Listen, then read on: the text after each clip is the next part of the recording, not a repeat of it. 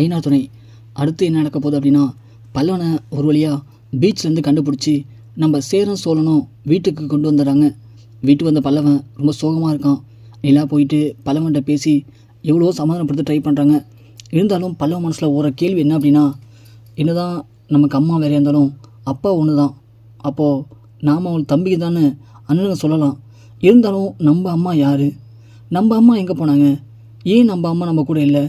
நம்ம அம்மாவுக்கு என்னாச்சு அப்படின்னு பல்லவன் மனசுக்குள்ளே 1000 கேள்வி ஓடிட்டே இருக்குது. நிலா வராங்க. பல்லவா, என்னாச்சுடா, தூங்கலையா?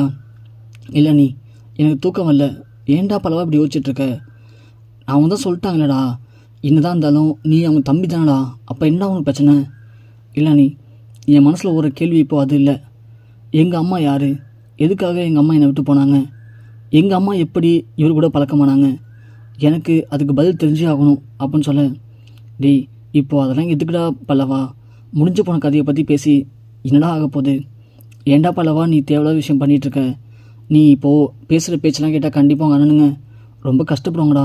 ப்ளீஸ்டா பல்லவா அப்படின்னு நிலா பேசிகிட்டு இருக்காங்க. சேரன் அப்போ தான் ரெஸ்ட் ரூம் போனால் வெளியே வரும்போது இங்கே பல்லவன் நிலாவும் பேசுகிறத கால் வாங்குறாரு. வாங்கிட்டு வெளியே வந்து பார்க்குறாரு. பல்லவன் நிலாவும் நிற்கிறாங்க. நிலா, தூங்கலையாம்மா?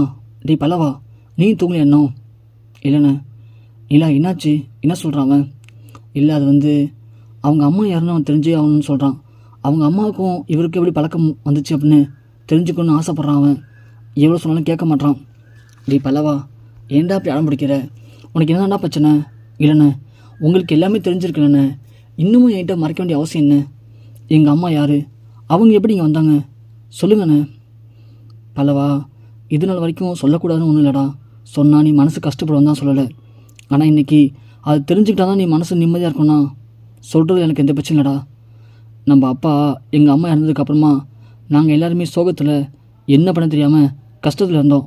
அப்போது எனக்கு மட்டும் தான் கொஞ்சம் வயசு தெரியும், எல்லா பற்றியும் தெரியும். ஆனால் மற்ற எல்லாருக்கும் அந்தளவுக்கு பெருசாக ஒரு கஷ்டம் தெரியாது. அந்த நேரத்தில் அப்பா ஒரு 10 நாள் வீட்டுக்கு வரவே இல்லை. அன்னிதான் திருப்பி வந்தார். வரும்போது உன்னையும் உங்கள் அம்மாவையும் கொண்டு வந்தார்.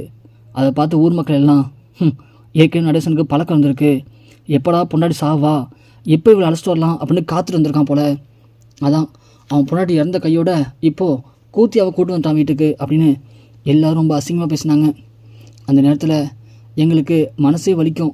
அம்மா இல்லையேன்னு சோகத்தில் இருக்கும்போது நீ தான் ஓடி வந்து எங்கள்கிட்டலாம் விளையாட்டு காட்டுவ. உன்னை பார்க்க தான் எங்களுக்கு எங்கள் அம்மா நினைப்பே போணுச்சுடா. நீ கொஞ்சம் கொஞ்சமாக நடக்க ஆரம்பிக்கிறது, நீ விளையாடுறது, நீ பேசுறதுன்னு உன்னை பார்த்து எங்கள் கஷ்டம் எல்லாம் ஓடி போச்சு. எங்களுடைய கஷ்டத்தை போகணும் தான் அன்றைக்கி நீ தான். அழுவு நேரத்தில் அம்மா பார்க்க முடியல, உன்னை தான் எங்கள் அம்மாவை பார்த்தோம். நீ தான் என் கஷ்டத்தை எல்லாத்தையும் போக்குன. அப்படியே கொஞ்ச நாள் போணுச்சு. அன்றைக்கி என்னாச்சுன்னு தெரில, திடீர்னு உங்கள் அம்மாவை லெட்டர் எழுதி வச்சுட்டு நான் எங்கே போகிறேன் என்னன்னு என்னை யாரும் தேட வேணாம், என்னால் இனிமேல் இந்த வீட்டில் இருக்க முடியாது, என்னால் இவர் கூட வாழவும் முடியாது, நான் எங்கேயாவது போயிடுறேன் அப்படின்னு லெட்டர் எழுதி வச்சுட்டு எங்கே போனான்னு தெரில. அப்பாவும் அவங்க அம்மாவை போயிட்டு எங்கெங்கேயோ தேடி பார்த்தாங்க. ஆனால் அவங்க அம்மாவை கண்டுபிடிக்க முடியலடா. எங்கே போனாங்க என்ன ஆனாங்கங்கிறது யாருக்குமே தெரியல. அதுக்கப்புறம் உன்னை கொண்டு போய் எங்கேயாவது விட்டுடலாம் அப்படின்னு அவர் நினச்சாரு. ஆனால் நாங்கள் உன்னை விடலடா. உன்னை எங்கள் தம்பியாக ஏற்றுக்கிட்டோம், முழு மனசோடு ஏற்றுக்கிட்டோம். அதுலேருந்து இன்னி வரைக்கும் உன்னை எங்கள் தம்பியாக மட்டும்தான்டா பார்க்குறோம் பல்லவா. உன்னை என்றைக்குமே நாங்கள் பிரித்து பார்த்ததே இல்லை. உங்கள் அம்மா எங்கே போனாங்க அப்படின்னு யாருக்கும் தெரியாது. ஒன்றையும் எங்களை மாதிரி அம்மா பாசத்துக்கு எங்கே விடக்கூடாது அப்படின்னு உனக்கு ஒரு அம்மாவா இன்னொரு அப்பாவா இருந்து நாங்கள் 3 பேரும் உன்னை ஆசை சத்துக்கு வளர்த்தோண்டா பல்லவா அப்படின்னு சொல்லவும், பல்லவ உடனே டக்குன்னு கண் கலங்கி ஓடி போய் என்னை மன்னிச்சிருண்ணேன், நான் ஏதோ ஒரு ஆதங்கத்தில் அப்படிலாம் பேசிட்டேன், என்னை மன்னிச்சிருண்ணேன் அப்படின்னு சொல்ல, பல்லவா ஒன்று மட்டும் புரிஞ்சுக்கடா, எது என்ன நடந்தாலும் சரி, யார் என்ன சொன்னாலும் சரி, நீ என் தம்பி தான், நான் உன் அண்ணன் தான்டா, அதை மாற்றத்துக்கு யாராலையும் முடியாதுடா பல்லவா அப்படின்னு சேரனும் பல்லவனை கட்டி பிடிச்சி அப்படியே கண் கலங்குறாரு.